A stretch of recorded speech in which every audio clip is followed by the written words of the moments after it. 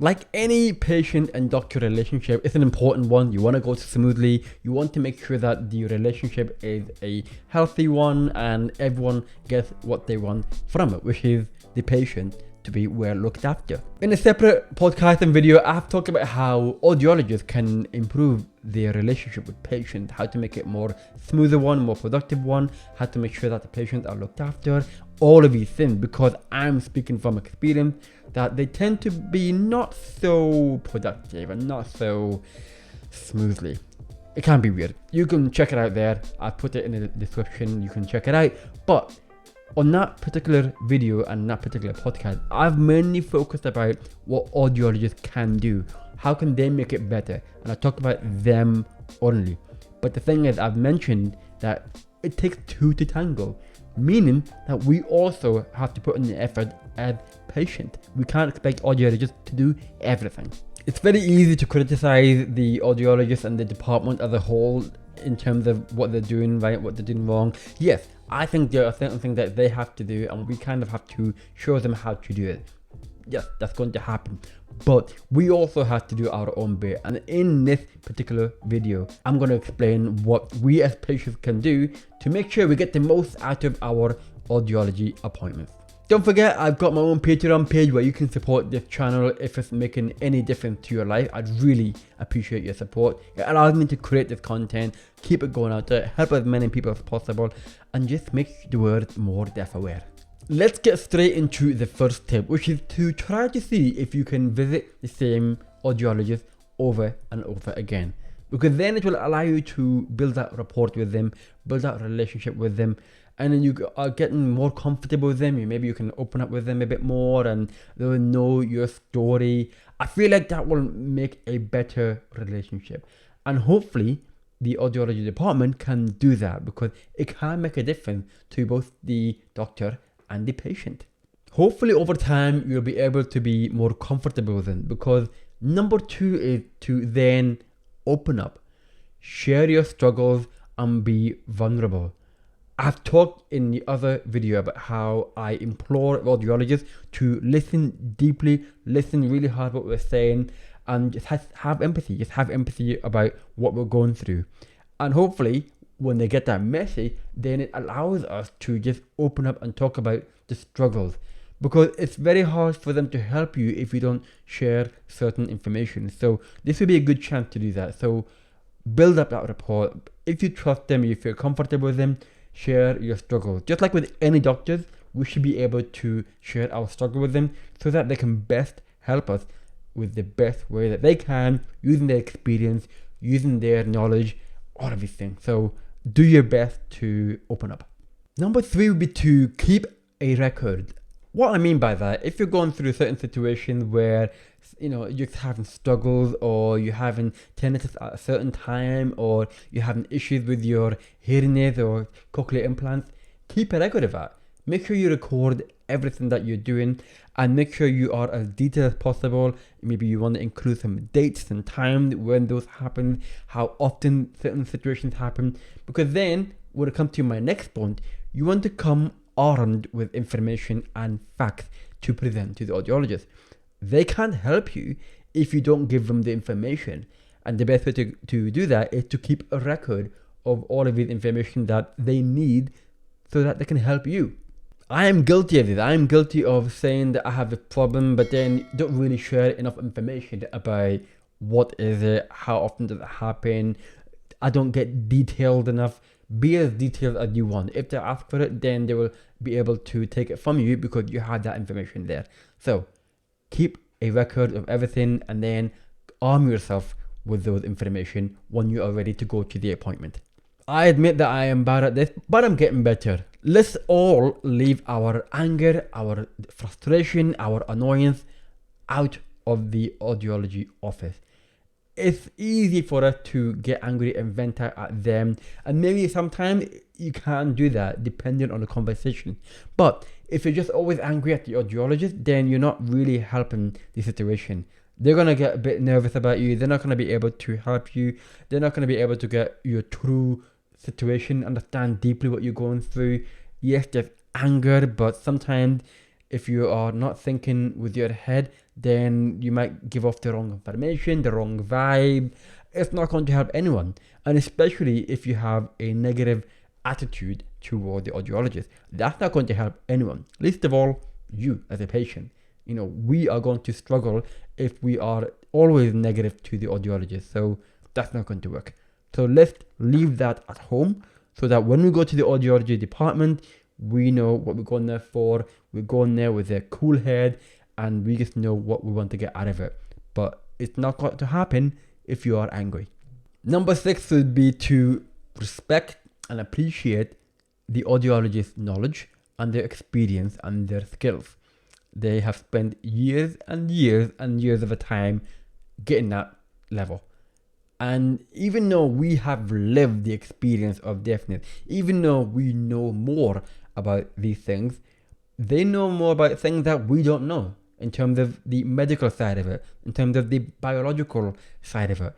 You can learn about it, but maybe not as deeply as the audiologist when they go to medical school and get that experience for many, many years, many decades. We can't really match that. So we have to appreciate that. We have to respect that.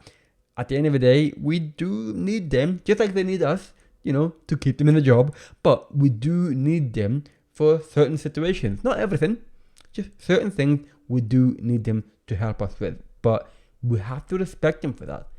We do. I know it's not an easy thing to do if you have a bad experience or you are annoyed with them or you're annoyed about your own personal situation.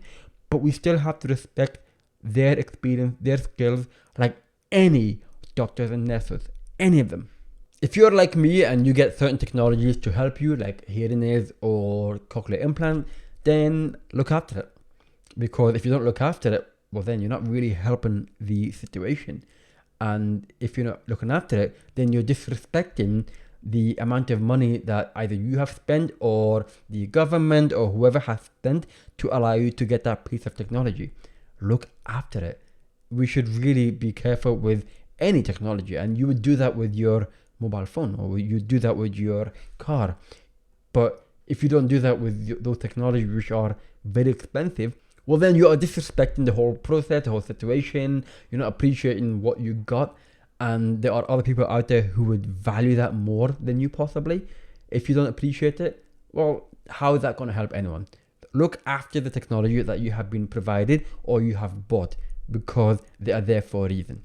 Number 8 would be to share your thoughts and experiences with the audiologist if you feel like they could do with that tip. What I mean is, if you have certain insight or certain experience, or you've gone through a situation where the audiologist will benefit from it and they will be able to take that information and it will help them or it will help the other patients, share it with them. Maybe you have found an app that is interesting, that it will help them to overcome maybe communication barrier and it will help them in the future. Or maybe you have gone through a specific situation in your life that then if you share it with your audiologist and another patient has said the same thing, then it will allow them to give a better service to everyone, and then more and more people benefit from that. So let's share our experiences, our insights, our knowledge, because then it will not only help you and help them, but it could help the wider network of people who go to the appointment, the wider community who will go to the appointment. Even maybe it goes up to the board or to the hospital level. Maybe it goes to the executive and go across even more audiologists. Wouldn't that be awesome? I think it is. And technically, I would rather people are armed with that information and they are there to help all of us. So share it. If you have any experiences, insight, knowledge, anything like that, and you think that it will benefit audiologists, tell them. Number 9 would be to listen to your audiologist, no pun intended, whether you're listening via oral speech or sign language, whatever. What I mean anyway is listen to your audiologist. And it's easy for me to say, no, they don't know anything, they don't understand what you're going through. And yes, maybe there are situations where they will not get it, especially if they are mainstream, they are hearing, and they will not understand your day-to-day life. I get that. Don't even think about getting angry at me because I'm saying that to you. I know what you're saying. I get frustrated with some audiologists because they don't get it. At the same time, we do have to listen to what they say, and maybe you'll learn something from that. Because I know I have, and I'm speaking from experience, where I tend to reject what they're saying, but then I listen to other things or listen to certain things, and it helped me. It did help me because, as I said earlier, we should respect their experience and their knowledge and their dedication of how many years they have spent to study to be an audiologist. So do your best to listen to them, even if it's really hard to do that. Do your best. And finally, if you do feel like you need to speak up and provide feedback, then do just that. Maybe it's directly to your audiologist. Maybe you want to leave a feedback to the whole department. Maybe there's some kind of feedback form, whether it's in person or online. If you have any information, whether it's positive or negative, share it with them. Maybe they can learn from that, because it's very easy for us to, for example, to complain or to demand changes, or we're not happy about a certain situation. But how are they going to know if we don't say anything? If we don't say anything, they're just going to assume that everything is jolly, everything's fine, and we will continue the same way we have been doing. But if we don't say anything, then there won't be any changes. If you feel like there's something wrong somewhere, share it with them. Open up, just share your feedback with them. At the same time, let's not just get all critical and negative. Let's share also something positive. So maybe, for example, you have attended an audiology appointment and there's a staff there that knows sign language. And that really opened your mind, because that is what you need, and you've never come across that, because believe me, it's not common. Even though it should be common, you think, in the audiology department, people are not always fluent in sign language.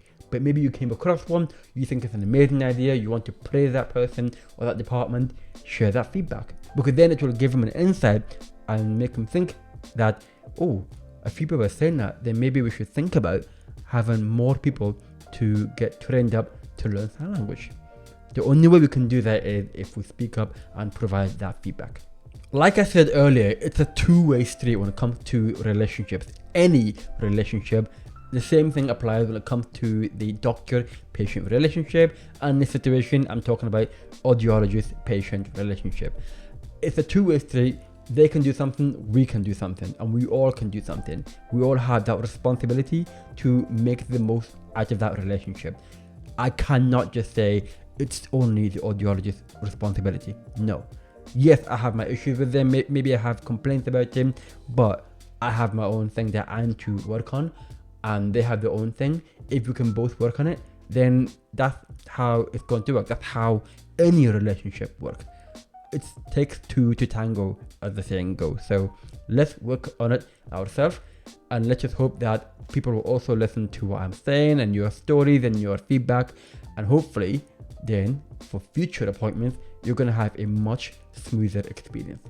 I'd love to hear more comments from yourself. If you're a patient and you have more tips and advice that you can share about how patients can make the most out of their audiology appointment, share it with me in the comments below. I'd love to see them. Likewise, if you are an audiologist and you have some stories or tips that you want to share it with me. I would love to hear from it. I really love to hear from audiologists' experiences and how we can do things better, they can do things better, because that's the only way we can make it work, is if we all working on it. It's not just one person. We all need to put in the effort. I hope you found this video useful. If you have, make sure you click like the video if you find it useful. Really appreciate it if you can do that. It helps to get the message out there. It would really help me a lot. In the meantime, I will speak to you again soon. Take care.